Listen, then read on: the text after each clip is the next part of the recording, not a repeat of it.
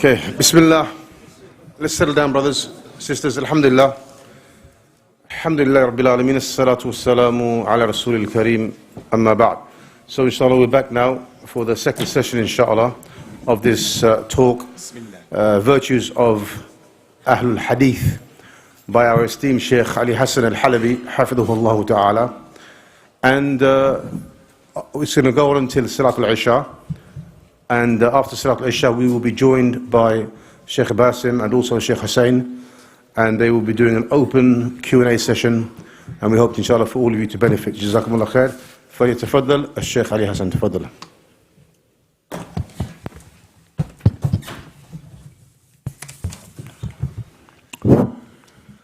الحمد لله والصلاة والسلام على رسول الله وعلى آله وصحبه ومن والاه واتبع هداه ليوم نلقاه. أما بعد، فنتمم ما ابتدأناه قبل صلاة المغرب من بيان فضل أهل الحديث، فأقول: من الأحاديث التي يعتز أهل الحديث بها ويعزون فضلهم إليها قول النبي عليه الصلاة والسلام في الحديث المتواتر أيضا: نضر الله امرأ سمع مقالتي فأداها كما سمعها، فرب مبلغ أوعى من سامع. هذا الحديث فيه دعاء من النبي عليه الصلاة والسلام بالنضرة لأهل الحديث، والنضرة لأهل الحديث هي أن تتنور وجوههم بالسنة، وأن تشرق ملامحهم بمعالم الهدى. وقبل المغرب بساعة أو ساعتين كنت أتحدث مع أخي الشيخ باسم الجوابرة، وورد ذكر أحد علماء المدينة المنورة، وهو الشيخ عمر محمد فلاتة. وفلاتة معروفة من القبائل الإفريقية، وهذا الشيخ التقيته في المدينة المنورة مرات، وهو إفريقي، لكنه والله كان منور الوجه مشرق الجبهة، وهو عالم حديث، وكان يدرس في مسجد رسول الله صلى الله عليه وسلم السنة وعلومها، وكان له طريقة مميزة في تدريس السنة. يقول: قال صاحب هذا القبر، ويشير إلى قبر النبي صلى الله عليه وآله وسلم. فهو مع أنه إفريقي، لكن نضارة السنة وبركة دعاء النبي صلى الله عليه وسلم نالته، وستنال إن شاء الله كل من هو من أهل الحديث بتوفيق الله تعالى له. والله سبحانه يقول إن أكرمكم عند الله أتقاكم. The Shaykh Ikhwani, he praised Allah Azza wa Jal, sends salutations of peace and blessings upon our Nabi al-Mustafa. And he said that there are a number of hadith, that the people of hadith, they have al-i'tizaz, they get honor from it, power, nobility, as a result of trying to be connected to it and feeling that they're being described by these hadith. It is a hadith that shows their virtues. And some of the scholars said that this hadith also is mutawatir, that is, has been transmitted by many companions, not just one or two, but many. And that is the hadith where the Prophet says, sallallahu alaihi wasallam, may Allah illuminate the face of a person who hears what I say, and then when he transmits it, he says it exactly the way I said it. Because it may be that the one who that speech is taken to, he may understand it better than the one who heard it. So again, the Shaykh is saying, this is a hadith that shows the virtues of Ahlul Hadeeth. How? The Prophet says, sallallahu alaihi wasallam, may Allah illuminate the face of a person who hears my words from me. He memorizes those words exactly how I said it. And then he relays it the way I said it. Because it may be that the person who heard it tells someone else and they may understand it better than him, since he said it correctly. The Shaykh, he went on to mention that this is a dua of the Prophet sallallahu alaihi wasallam, that he is making dua for the people who are the people of al-hadith, who memorize the hadith and safeguard the hadith and spread the hadith. As a result of this dua, the person who's working with the hadith, Allah subhanahu wa ta'ala will give him light in his face and light in his heart as a result of holding on to the sunnah in a tenacious way. And also holding on to the different signposts that come as a result of this knowledge and this guidance. He said before Salat al-Maghrib, by 1 hour or 2 hours, before Maghrib, he was with one of the other sheikhs, a Sheikh Jassim. He was with him and they were talking. A Sheikh Basim. He said when he was sitting with him, the name came up of one of the scholars of Al-Medina. And he is the great scholar and Sheikh Umar ibn Muhammad Falata. Rahmatullahi alayhi. The Sheikh said that this man is from Africa. And I met him many times in Al-Medina. When I went to Medina, I used to meet him all the time. And if you were to see this man, you would see that his face was illuminated the way that this hadith has mentioned.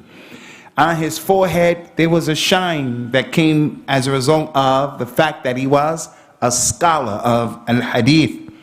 He was a teacher, mudarris, in the Masjid of the Nabi sallallahu alaihi wasallam. And he used to teach for many years. He would teach the sunnah and the different sciences and books that are connected to the sunnah.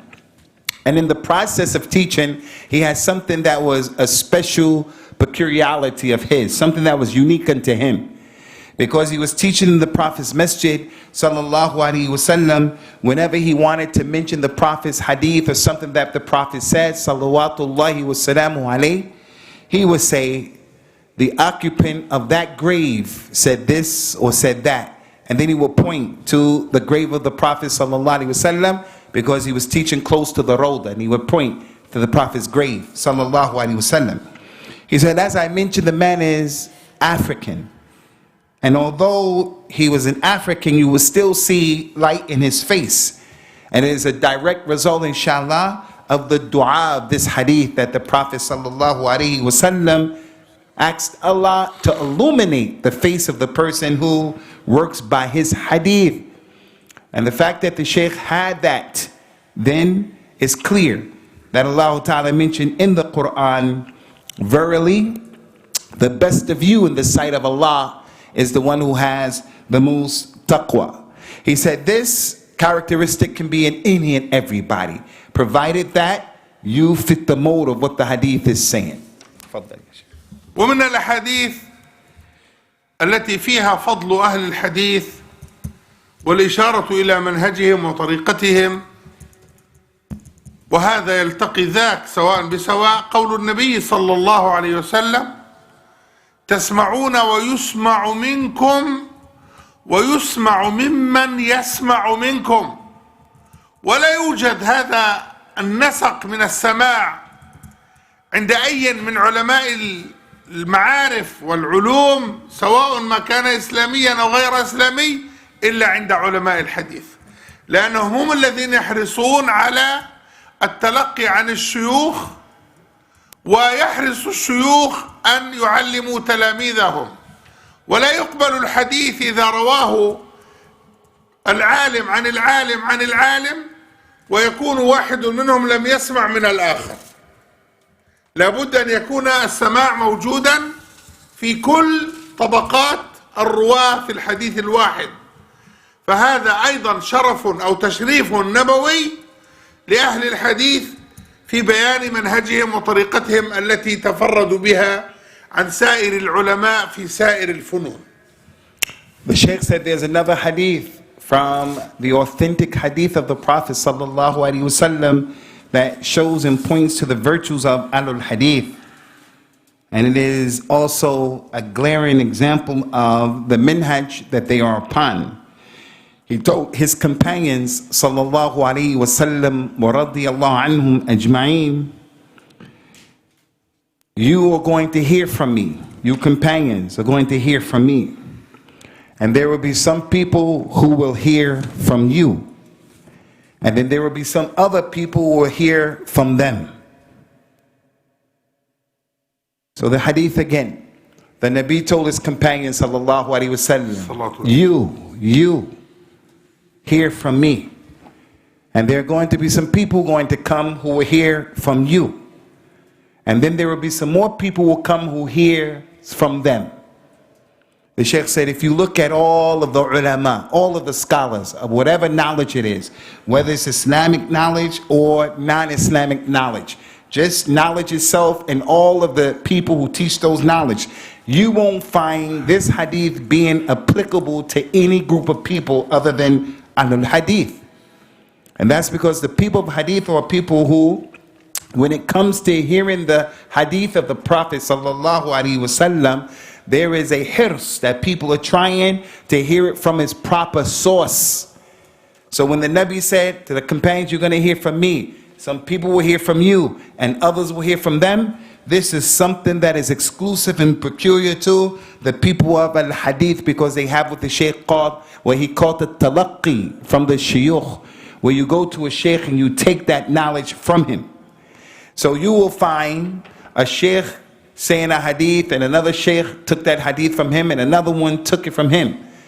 The Shaykh said, this hadith that we're mentioning and talking about that shows the virtues of al-Hadith, it goes to show that if there is or was a person who he didn't hear directly from someone, then what he's claiming in that narration is going to be rejected. And this hadith doesn't apply to him. And this is why the people of al-Hadith paid a lot of attention to this issue of taking knowledge. Everybody in each tabaqa, everyone in each level, it has to be established that he heard himself from the one who was preceding him, and so forth and so on. And this is what this hadith is talking about, and it is another way that the Prophet sallallahu alaihi wasallam has given tashrif and respect to and virtues to the people of al-Hadith. وكما قلنا في الحديث الأول الذي سقناه في هذه المحاضرة، وهو قول النبي صلى الله عليه وسلم: لا تزال طائفة من أمتي ظاهرين على الحق، مشيرين إلى أن قوله لا تزال بمعنى الاستمرار والديمومة. نشير إلى حديث آخر فيه هذا المعنى،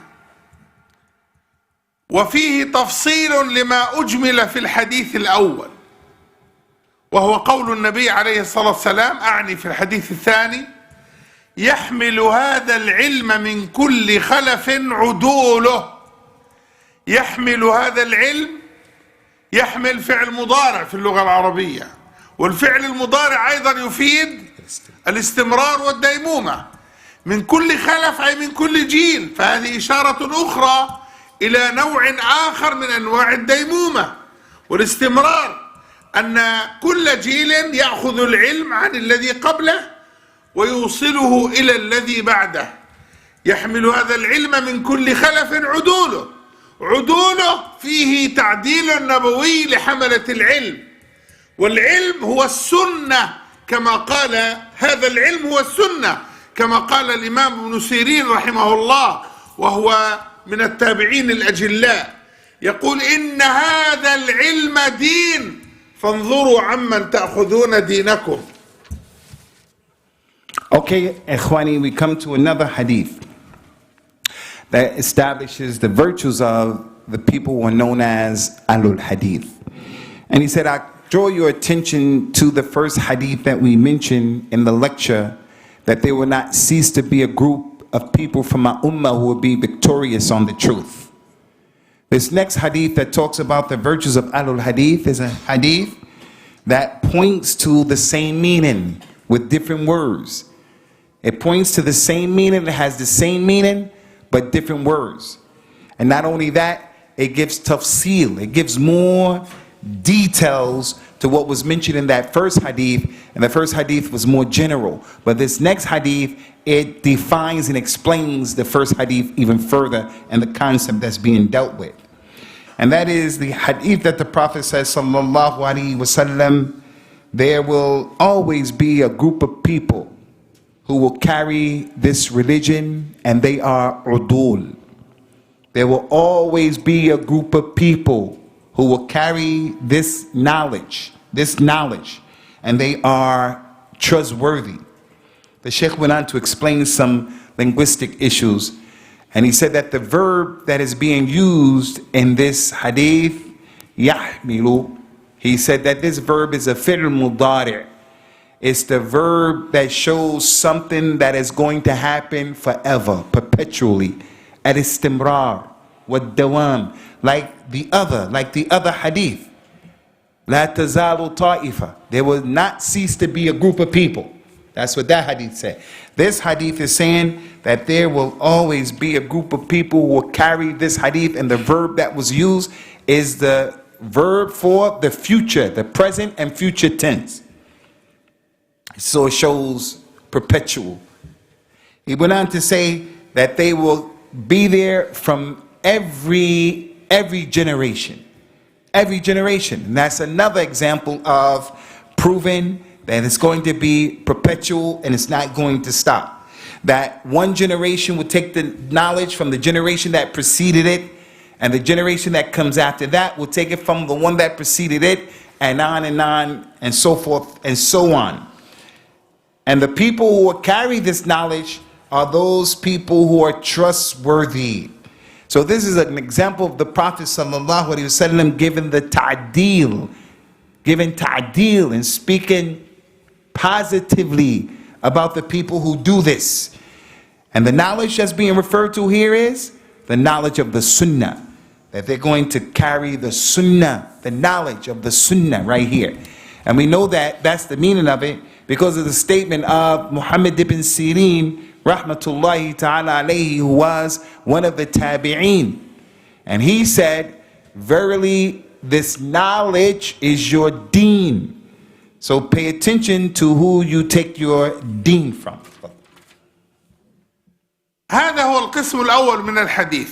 يحمل هذا العلم من كل خلف عدوله، وهو يتعلق بفضل أهل الحديث وشرفهم وتزكيتهم والثناء عليهم ووصفهم بأنهم عدول. لكن القسم الثاني من الحديث يتضمن بيان المهمة والوظيفة والواجب الذي يجب أن يقوم به أهل الحديث، كل بحسب ما آتاه الله من العلم، كل بحسب ما آتاه الله من القدرة، كل بحسب ما آتاه الله تعالى من المعرفة.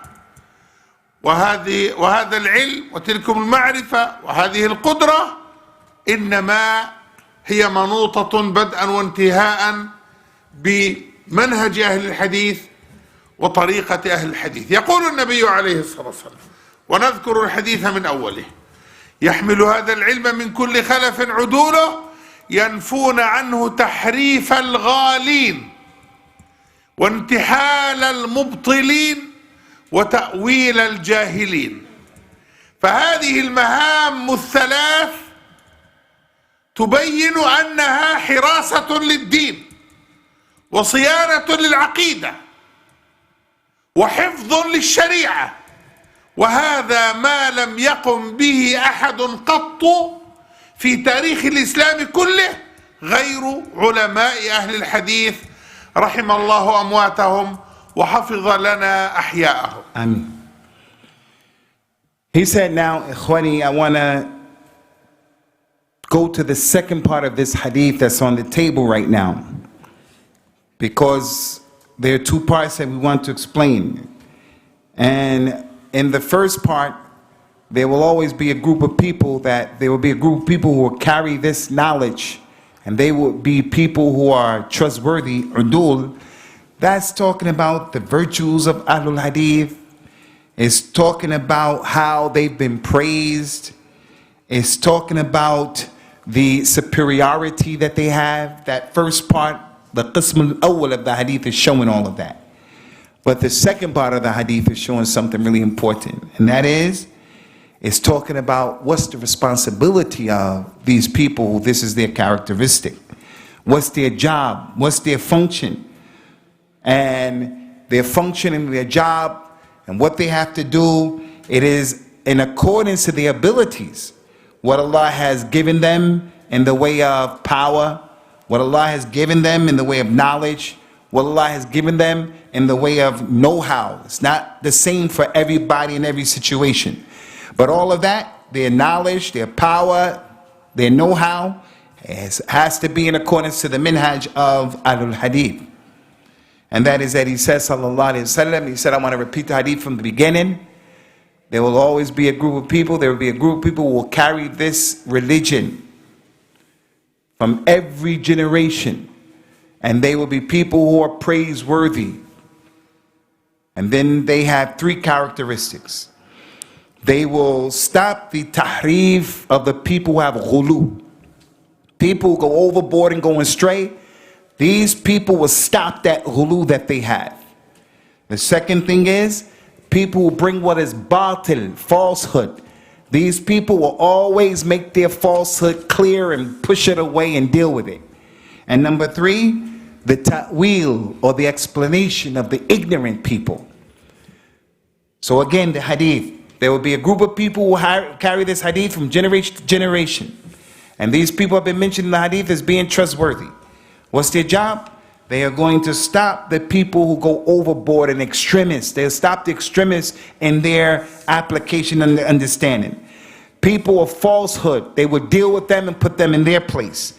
And the people who give false interpretations, the ta'wil of the jahilin, they're going to put them in the place. So the second part of the hadith goes to show that they have responsibility to protect the deen. They have responsibility to protect the aqeedah of al-Islam. They have responsibility to take care of the sharia of al-Islam, this legislation. And then the sheikh became animated and he said, it has never happened in the history of al-Islam, has never happened that there were a group of people who did all three of these things, except that historically you're going to find they were only from the people of Ahlul Hadeeth.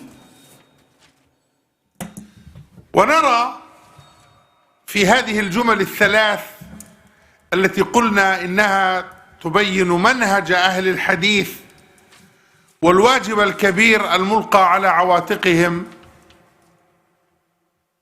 يجب أن نقف عندها قليلا.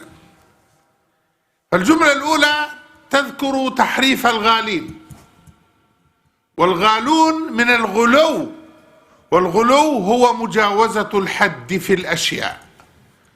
والله في القرآن يقول لا تغلوا في دينكم، والنبي صلى الله عليه وسلم يقول إياكم الغلو في الدين. والغلو هو مجاوزة الحد، مجاوزة الحد كما قلنا. فحيث وجد الغلو يوجد التحريف. حيث يوجد الغلو يوجد التحريف. النقطة الثانية انتحال المبطلين. حيث يوجد الباطل يوجد الادعاء، فأهل الباطل عندهم توسع في الدعاوى والادعاء أنهم على حق وأنهم على هدى وهم ليسوا على حق وليسوا على هدى. وعندما قال النبي عليه الصلاة والسلام تأويل الجاهلين، فالجاهلون دائما يرتبط أمرهم بسوء الفهم وإساءة الفهم للدين ولكتاب رب العالمين ولسنة النبي صلى الله عليه وسلم. فأهل الحديث يقاومون التحريف الذي ينشأ عن الغلو، ويقاومون الادعاء الذي يقوم به أهل الباطل، ويحاربون سوء الفهم وإساءة الفهم التي يقوم بها الجاهلون.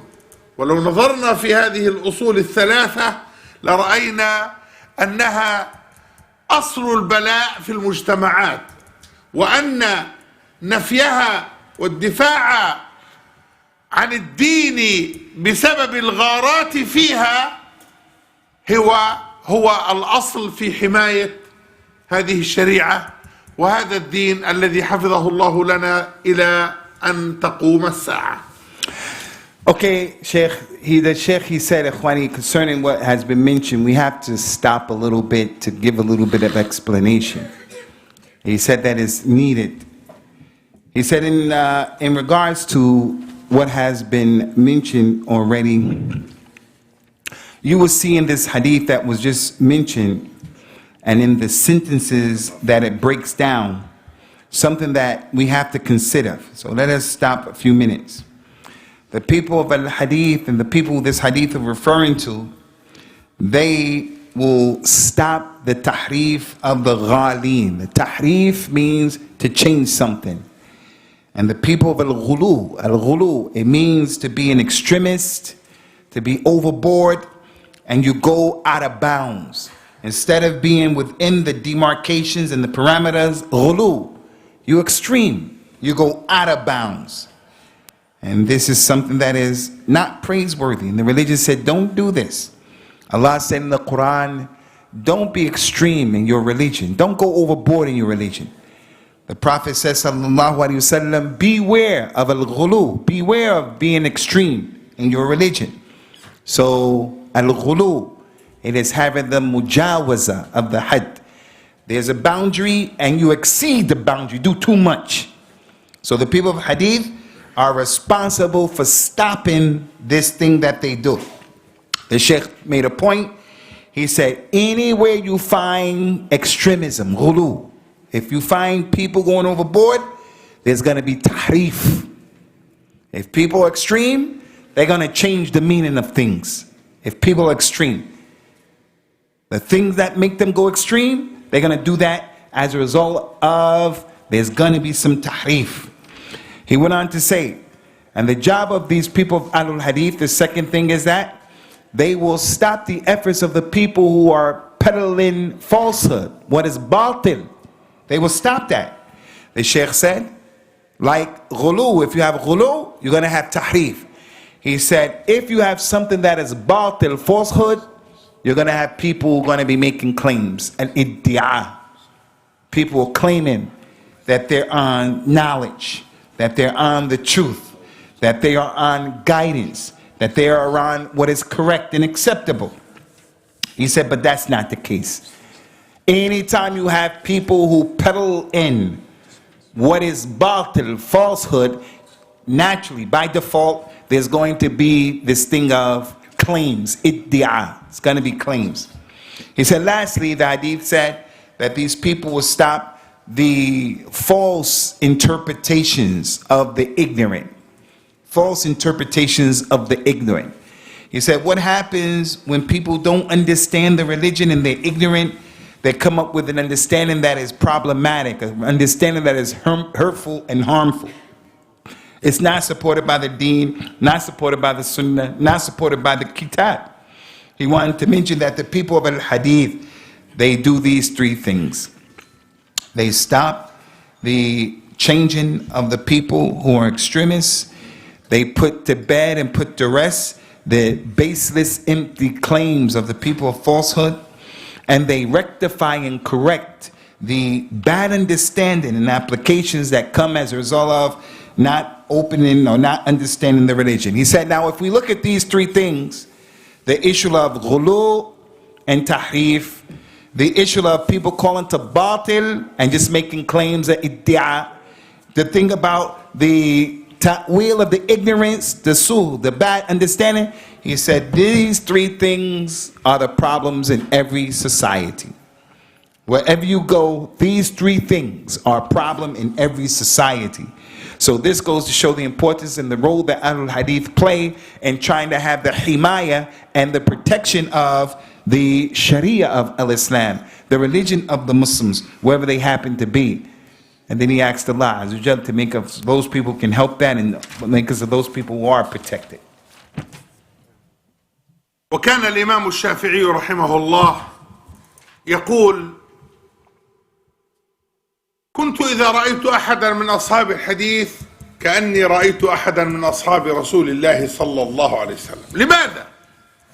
لأن صاحب الحديث لا يقول إلا عن فلان عن فلان، عن أبي هريرة عن رسول الله صلى الله عليه وسلم، عن فلان عن فلان عن ابن مسعود عن رسول الله صلى الله عليه وسلم، عن عائشة عن ابن عمر، وهكذا. فكون سلسلته لا تنتهي إلا بالصحابي عن النبي عليه الصلاة والسلام، فكأنه إذا رأى واحدا من أصحاب الحديث كأنه يرى واحدا من أصحاب النبي صلى الله عليه وآله وسلم. So the Shaykh, he mentioned the famous statement of Imam Shafi'i that talks about, again, the virtues of Ahlul Hadith and the way Imam Shafi'i saw the people of Hadith. Imam Shafi'i said, if it happened where I saw a man from Ahlul Hadith, it is as if I have actually laid eyes upon a companion of the Prophet sallallahu alaihi wasallam wa radiyallahu anhu. So Imam Shafi'i said, whenever I meet and my eyes fall upon a man of Ahlul Hadith, it is as if I have seen a companion of the Prophet sallallahu alaihi wasallam. Shaykh said, what does that mean? What does that mean? He said, the meaning of that is, a real person from Ahlul Hadith, they were the people who used to say, I learned such and such a thing, or I heard it from so-and-so, and he heard it from so-and-so, and he heard it from so-and-so, and he heard it from Abu Hurairah. And I heard this thing from so-and-so, and he heard it from so-and-so, and he heard it from so-and-so, and he heard it from Abdullah ibn Mas'ud. And then the person of Hadith said, and I heard this thing from so-and-so, and he heard it from so-and-so, and he heard it from so-and-so, and he heard it from Aisha. And I heard this thing over here, I heard it from so-and-so, he heard it from so-and-so, he heard it from so-and-so, and he heard it from Ibn Umar. And like that. That's how the person of Hadith was. So when Imam Shafi'i said, it's as if I'm seeing a person from Ahlul Hadith, this silsila, or this chain of that person, I heard it from so-and-so, heard it from so-and-so, heard it from so-and-so, and then I heard it from that companion. His chain is always ending with one of the companions of the Prophet ﷺ. So Imam Shafi'i said, it is as if I'm seeing the companions of the Nabi salawatullahi wa salamuhu alayhi. وكان الإمام عبد الله بن المبارك رحمه الله تعالى يقول: أثبت الناس على الصراط يوم القيامة هم أصحاب الحديث. قد يقول قائل ويسأل سائل: لماذا؟ نقول: لأن قول الله عز وجل في القرآن الكريم، وهو النص القرآني الذي نقرأه في اليوم مرات ومرات، اهدنا الصراط المستقيم، فسر كثير من أهل العلم الصراط بأنه الإسلام وبأنه السنة. وكان الإمام أحمد يكثر من دعاء: اللهم إني أحمد الله على الإسلام والسنة. لذلك يقول العلماء: الهداية هدايتان. نحن نقول اهدنا الصراط المستقيم. الهداية هدايتان: هداية إلى الإسلام بأن يمن الله عليك، بأن يمن الله عليك بأن تكون مسلما، وهداية في الإسلام بأن يمن الله عليك أن تكون من أهل السنة. فيوجد من المسلمين اليوم من هم ليسوا من أهل السنة، قد يكونون من الروافض، الشيعة، من الخوارج، من الجهمية، من المعتزلة. هؤلاء مسلمون ولا نكفرهم، مسلمون، لكنهم منحرفون عن الحق، منحرفون عن الصراط المستقيم. أما من جمع الله لهم الإسلام والسنة فهم أصحاب الحديث ومن سار على نهجهم. ونحن قلنا في أول كلمة من هذا المجلس بأن منهج أهل الحديث ليس له علاقة بعلم الحديث، إنما علاقته بأصول المنهج العلمي الذي قام عليه أهل الحديث. فقد يكون منهم من هو مفسر، من هو من عامة المسلمين، من هو لغوي، من هو فقيه. وهذه نقطة كما ذكرت أيضا في أول المجلس تختلط على كثير من الناس، والله الهادي إلى سواء السبيل. So, Ikhwani, the great scholar of Islam, Al-Imam Abdullah ibn Mubarak, rahmatullahi alayhi, he said that the people will be most established on the Sirat, Yawm al-Qiyamah. They're going to be the people of Al-Hadith. Athbatun Nas. They're going to have the most, be in the best position, Yawm al-Qiyamah on the Sirat. لأن الصراط ضحض مزلة. And he said the reason because Yawm al-Qiyamah, the path, the Sirat, is going to be shaky and it's not going to be steady. So people have to have thabat because it in and of itself is moving around. So Al-Imam Abdullah ibn Mubarak said the people going to be most established on that Sirat are the people of Ahlul Hadeeth. Shaykh said, why? How? Why? He said, because the reason for that is what we find in the Nas of the Quran itself, and that we read it every day, multiple times in the day. When we ask Allah, Ihdina Sirat al-Mustaqim, guide us to the Sirat that is straight, in Surah Al-Fatiha. Some of the scholars said the Sirat al-Mustaqim is al-Islam and the Sunnah. Al-Islam and the Sunnah. What is the meaning of a Sirat al-Mustaqim? We're asking Allah, al-Islam and the Sunnah. And for that reason, Al-Imam Ahmed, rahmatullahi alayhi, he used to say a lot that I praise Allah for al-Islam and for the Sunnah. Like if he would meet you, he would say, I'm praising Allah for the fact that we're on al-Islam and the Sunnah. The Shaykh said, so when it comes to hidayah, guidance, and hidayah that we all want, he said there are two types of hidayah. He said one hidayah is the hidayah that Allah guides a person to al-Islam and makes him a Muslim. He's a non-Muslim and he gets the first hidayah. And that he comes out of kufr and Allah guides him to al-Islam. The second hidayah is that same person or a person is in al-Islam now, but he gets guided in al-Islam to the Sunnah. So the hidayah from kufr to Islam, first one. Second hidayah is while he's in Islam, he gets guided to the Sunnah. He said because you find a lot of people who are Muslims, but some of them are from the Rawafid, some of them are from the Shia, some of them are from the Khawarij, some of them from the Mu'tazila, some of them from the Asha'ira, and other groups. The Shaykh said they're Muslims. I'm not making takfir of them. I'm not saying that they're not Muslims, but they're in Islam, but they didn't get the hidayah in Islam to the Sunnah. He said that they are people who are munharifun, that they are off that sirat, is not established on the sirat. He went on to say that we combine between al-Islam and the Sunnah. That is the way of Ahlul Hadeeth.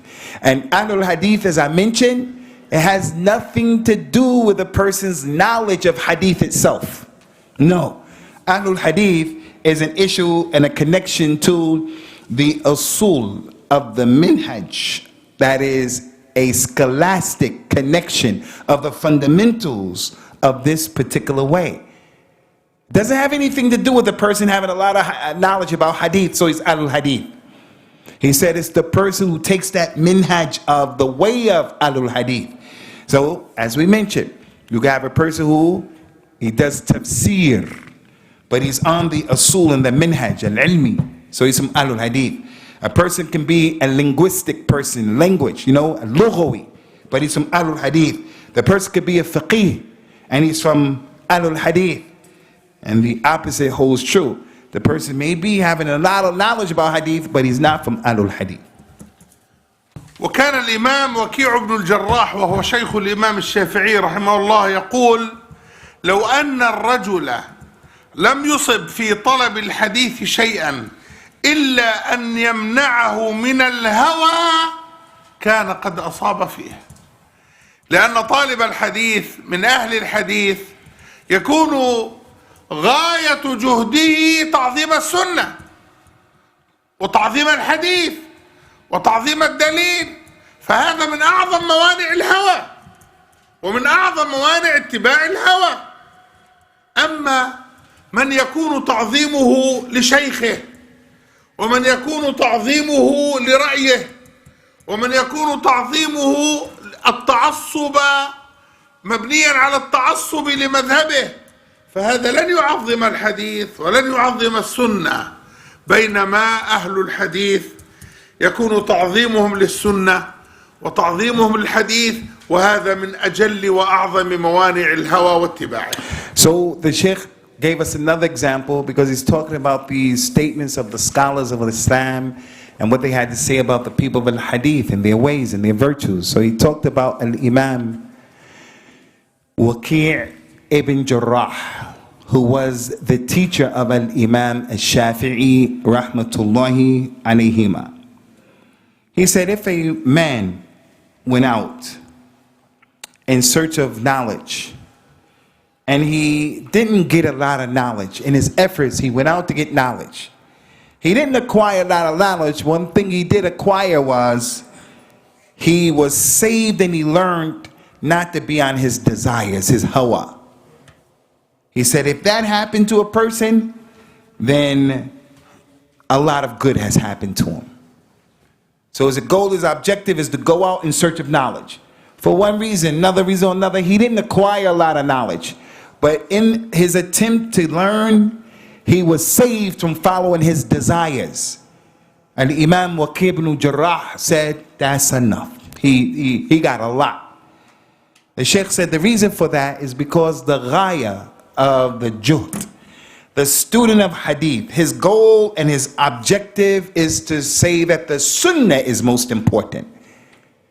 The most important thing to the person of the sunnah and hadith is that he says the dalil is important, the hujjah is important. That's his goal and his objective. So if that's his goal and objective, he's going to be saved from following his desires. So when it comes to those things that the Shaykh called the mawani', those things that will prevent a person from following his hawa, is if his goal and his objective, his niyyah is to make the sunnah uppermost, the dalil uppermost, to make the hujjah uppermost. But the one who wants to make the ta'zeem of his shaykh, he wants to make his shaykh the most important thing. He wants to make his opinion uppermost over everything. That's his goal, that's his objective. Another person has a ta'assub.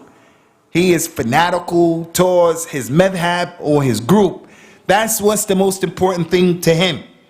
He said then, this individual, he's going to have a problem. But the people of hadith, they make the ta'zeem of the hadith and the sunnah. That other person, that's not his goal, that's not his objective. So that's the meaning of the statement of the Imam Waqi' ibn Jarrah, that person saved himself from hawa. وأختم أيها الإخوة هذا اللقاء المبارك بفائدتين. الأولى فائدة لطيفة، والثانية فائدة شريفة. أما الفائدة اللطيفة ما ورد عن الإمام الأعمش أنه مر به رجل وهو يحدث طلبة العلم بالأحاديث والروايات، فالإمام الأعمش من كبار أئمة الحديث، فقال له هذا الرجل الذي مر به: أتحدث هؤلاء الصبيان؟ فقال له الأعمش: هؤلاء الصبيان يحفظون عليك دينك. هم اليوم صبيان، لكنهم في الغد أئمة وأعيان وكبار من أهل الإيمان. وهكذا رأينا في تاريخ الإسلام كثيرا من علماء الإسلام كانوا صغارا يافعين، تلقوا العلم مبكرين وصاروا به من بعد أئمة مجتهدين. The Shaykh said, I want to end this lesson, this blessed meeting that we're having, inshallah, with two benefits. One benefit, he said, is Latifa, and the other one is Sharifa. The first benefit that I want to leave you with today is something that happened to Al-Imam Al-A'mash. Al-A'mash, tremendous scholar of Al-Hadith. A man passed by Al-Imam Al-A'mash while he was sitting teaching the Hadith to some really, really young people, very, very young. So that man who was walking by, he said to Al-Imam Al-A'mash, are you teaching these people the Hadith? And he was teaching them the narrations and the riwayah, who said what and all that. He was teaching them. He said, are you teaching these little kids? As if he was saying this strong level of Hadith. You're teaching these little people? And they just sit beyond just kids? Al-Imam Al-A'mash said, these kids that I'm teaching right now, they are the ones who are going to protect for you your deen. They're going to protect for you your deen. What they're memorizing and what they're doing is one day going to be a protection for you and your religion. Because today they're Sibyan, they're little kids. But with the memorization, comprehension, and understanding of these ahadith, one day they're going to become imams. And they're going to become leaders. And they're going to become kibar. They won't be small anymore. And because of what they're doing right now, the religion that you're upon is going to be safeguarded. The Shaykh said, how many people do we know? When you look at the annals of the history of al-Islam, where you read about the history where young people started getting knowledge as youngsters. And they were mubakkirin, getting knowledge. But then, lo and behold, when they started to grow, when they reached the age of maturity, those people became mountains of knowledge, large scholars who taught the people the religion. أما الفائدة الشريفة فهي بشارة نبوية نرجو أن ننال حظها وأن ينالنا نصيب منها. آمين. وهي قول النبي صلى الله عليه وسلم: إن أقربكم مني مجلسا يوم القيامة أكثركم علي صلاة. اللهم صل وسلم على محمد وعلى آل محمد. آمين. قال الإمام ابن حبان شارحا هذا الحديث ومعلقا عليه، قال: في هذا الحديث دليل على أن أقرب الناس من النبي صلى الله عليه وسلم هم أهل الحديث، لأنهم أكثر الناس صلاة عليه صلى الله عليه وسلم. أختم بهذا، عسى أن تكون الكلمات هي الباقية في القلوب والعقول والآذان والأذهان، لنترجمها واقعا حيا نعيشه في حياتنا، تعظيما للسنة والحديث، وصلاة وسلاما على رسول الله صلى الله عليه وسلم، وآخر دعوانا أن الحمد لله رب العالمين. So the Shaykh mentioned he finished his talk, Jazahullahu khaira wa sallamahullah min kulli su'um wa makruh. This last thing is a bashara that came from the Prophet sallallahu alaihi wasallam. Glad tidings, glad tidings. This last point that he said is sharifa. And that is, and he said and made a dua, and I hope that we are all going to be recipients of this bashara, this glad tidings that the Prophet gave as well, sallallahu alaihi wasallam.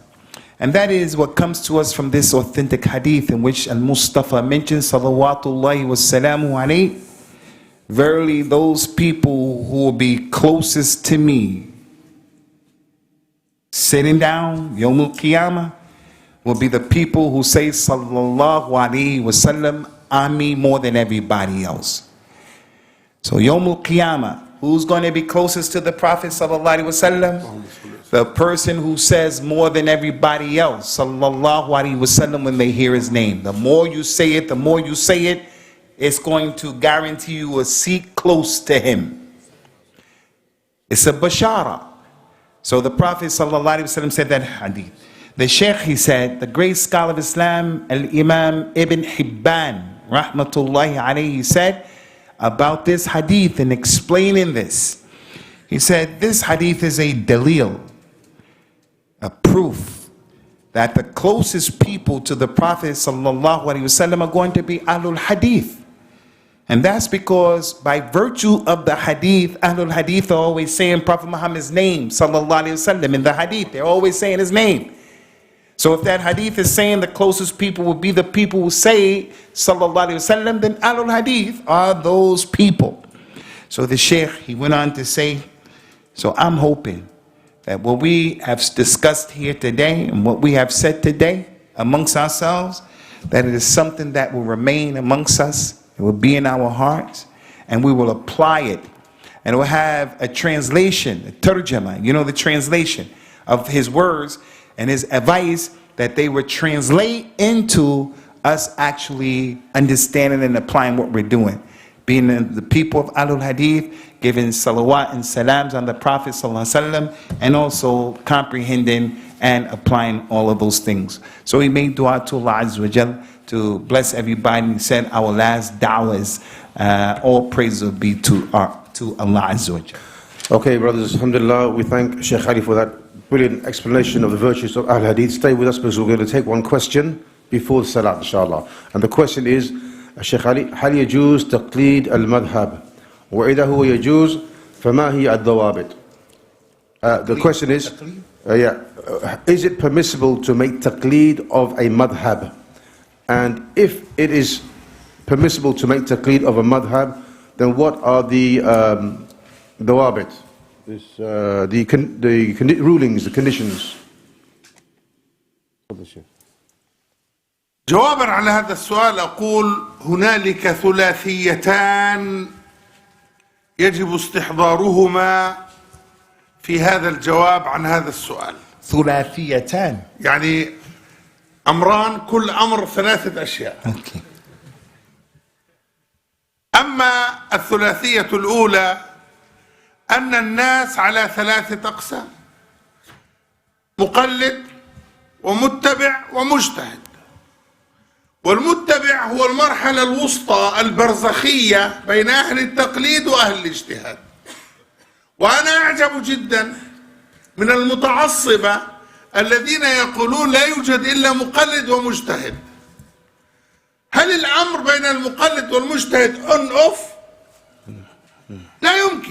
لا يمكن أن يكون المجتهد مجتهدا إلا إذا مر بهذه المرحلة الثانية بين التقليد والاجتهاد، وهذه يجب أن تكون بديهية، ولا أدري كيف يجادلون في البديهيات. Okay, the Shaykh said in answering this question is broken into, the answer is given two answers, and in each answer there are 3 points in each one. So the first answer is the people who are sitting before us. They are 3 types. The first type of person is a person who makes taqleed, he's a muqallid. Second type is a person who has al-ittiba', is muttabi'. The dalil comes, he follows it. And then the third person is the mujtahid. He looks at the thing and can figure it out for himself. The Shaykh said, so what happens with these 3 levels of people, you have to go through these 3 levels. He said that the mujtahid, he just doesn't become a mujtahid. He said he finds it very strange that the people of a ta'assub, they say people are only taqleed and mujtahid. That's it. He said, but that's not the case. He said, right in the middle, the muttabi', he's between the two. And the mujtahid doesn't become a mujtahid except that at some point he had to be a person who was a muttabi', a person who's following the dalil. So that's the first point that he made. فالمقلد هو العاجز عن النظر في الأدلة فيسعه أن يقلد قول من يثق بعلمه ودينه. So the person who's a muqallid, a blind follower, he is the one who is incapable of looking at the proofs and understanding the proofs and coming up with a comprehensive understanding. So this individual becomes obligatory to blindly follow someone he trusts in his religion. ويقابله في الجهة الأخرى المجتهد، وهو العالم المتوسع في العلوم الذي له أن يكون عنده أقوال خاصة وآراء خاصة واجتهادات خاصة. The opposite of that, muqallid, the other side of that, is the mujtahid. The mujtahid is the person who has a lot of knowledge. He has a lot of information about the ulum. He has a lot of information concerning the ulum in al-Islam. He's allowed to make statements. He's allowed to have opinions. Statements that are peculiar to him because he's mujtahid. Opinions that are peculiar to him because he's a mujtahid. وبين هاتين الدرجتين درجة ثالثة هي كالسلم من الأولى إلى الثالثة، وهي درجة المتبع. والمتبع هو الذي آتاه الله من العلم والمعرفة ما يستطيع أن يرجح بين أقوال أهل العلم. إذا يعرف من الحديث ما يميز بين الصحيح والضعيف، يعرف من أصول الفقه ما يقوم قواعد النظر والاستنباط عنده، يعرف من اللغة ما يكون بسببه ذلك قادرا على فهم النصوص الشرعية. هذا هو المتبع الذي هو مرحلة أعلى من التقليد وأقل من الاجتهاد. So he said that the third category is between the two. It's between the muqallid and between the mujtahid. And that's the person who is a muttabi'. And this level is a step, a sulam. It's a step from one to the other. This is the individual that Allah Azza wa Jalla has given him knowledge. He has given him understanding. He has the ability to make tarjih. When he looks at the proofs of an issue, he can weigh the things, and by his ability, he has the level to know, I'm going to take this over that. He makes a tarjih. He has that between the statements of the ulama of al-Islam. This person has the ability to read, to know what is da'if and what is sahih in hadith. He looks at Usool fiqh, and his knowledge about Usool fiqh puts him in a position where he knows how to judge issues based upon the knowledge that he has. He also has the ability and comprehension of the Arabic language, that when he's reading things, he knows what the language is saying. And as a result, he knows what to do and how to deal with that issue. So the muttabi', he is a degree, he's higher than the muqallid, but he's below the mujtahid. أما الثلاثية الثانية فهي ثلاث نقاط هي أصول تختلط على الكثيرين ولا يفهمها الأكثرون. أما الأولى الدراسة المذهبية، دراسة مذهب من المذاهب. وأما الثانية فهي التقليد المذهبي. وأما الثالثة فهي التعصب المذهبي. So the third issue, the second issue, right? The first issue of the people, three types of people, muqallid, muttabi', and a mujtahid. And he explained all of that. Now, to answer that question, we come to the second issue. And there are 3 points concerning the second issue. The first point that should be understood is the actual process of learning a madhab. Whatever madhab you want to know, there are people who go to do the darasa. They go to learn the madhab. Number 2 is the person who blindly follows in a particular madhab. Whatever the madhab says, that's what he's going to do.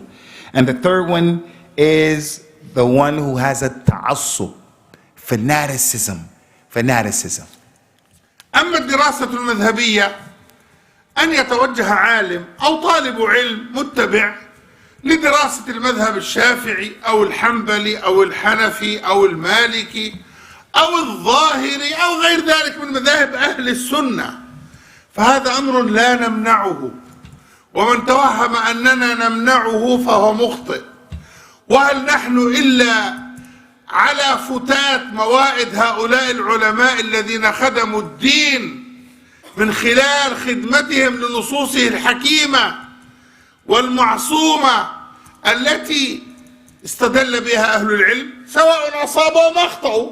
فالنبي عليه الصلاة والسلام يقول: إذا اجتهد الحاكم وأصاب فله أجران، وإذا اجتهد وأخطأ فله أجر واحد. نحن لسنا ضد الدراسة المذهبية التي يكون تعظيم الدليل هو الأساس فيها، ويكون الدرس المذهبي طريقا لتعظيم الدليل وليس طريقا لمحو الدليل والتقليل من قيمة الدليل. So as it relates to the first point, learning a madhab. Whether the person is a student and he wants to learn a madhab, a sheikh, he wants to learn and get deep into the madhab, he wants to learn about the Shafi'i madhab, Hanbali madhab, Maliki madhab, the Hanafi madhab, the Zahiri madhab. As long as it is a madhab from Ahl Sunnah, student wants to do that, sheikh wants to do that, the sheikh says no problem with that.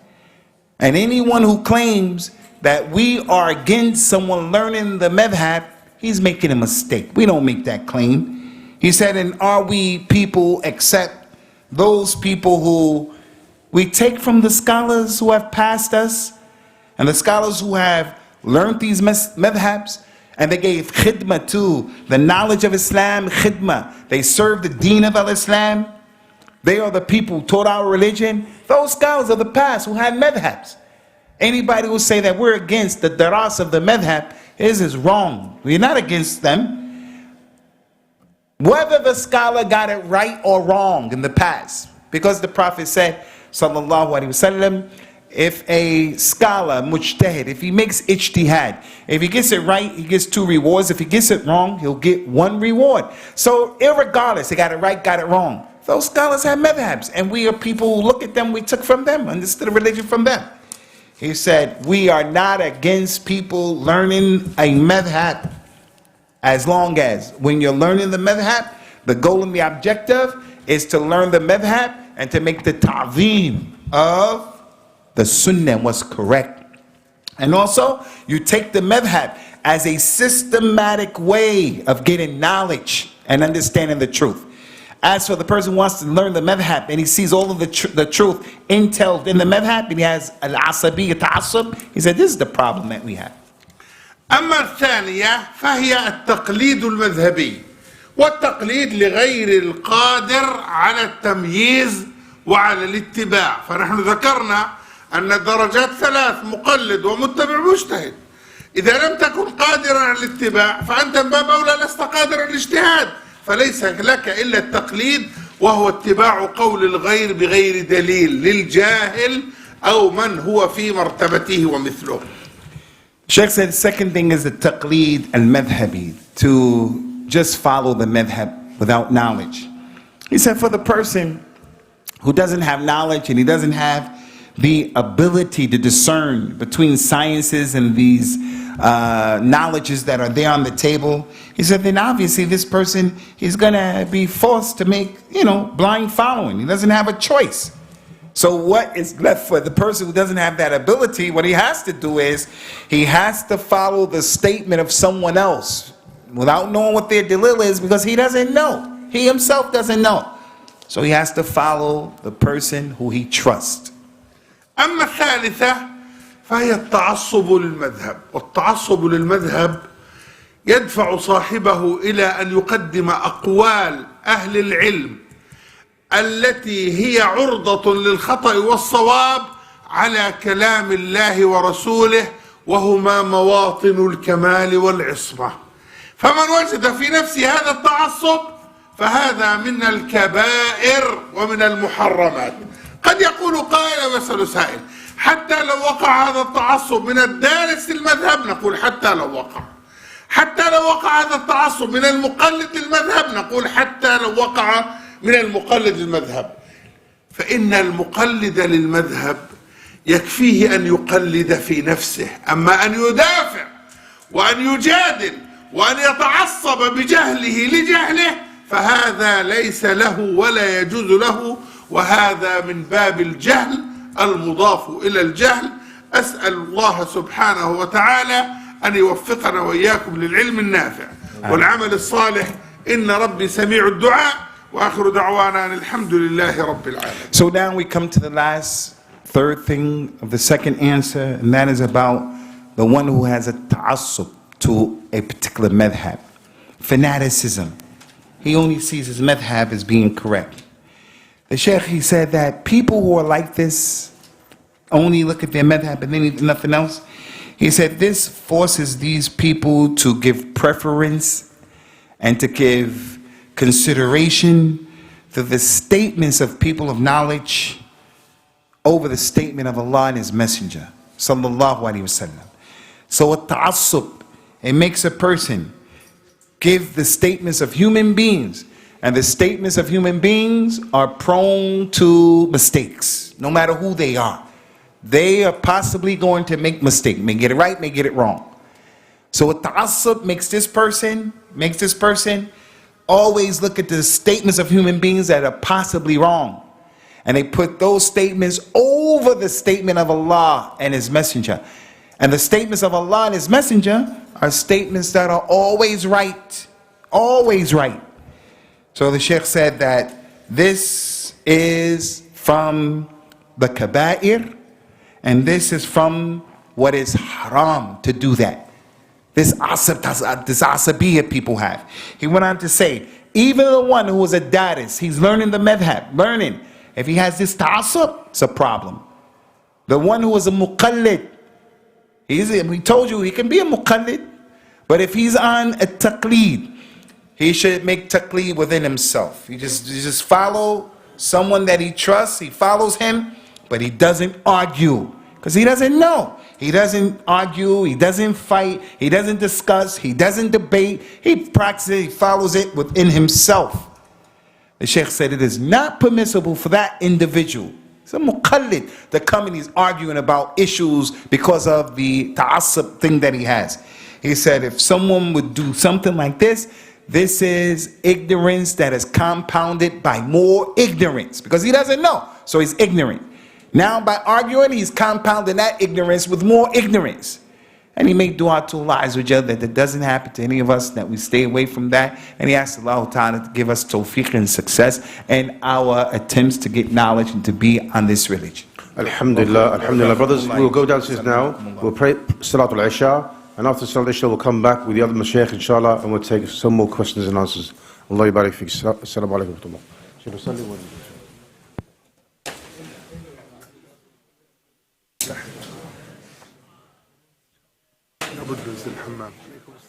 Abdul Rahman.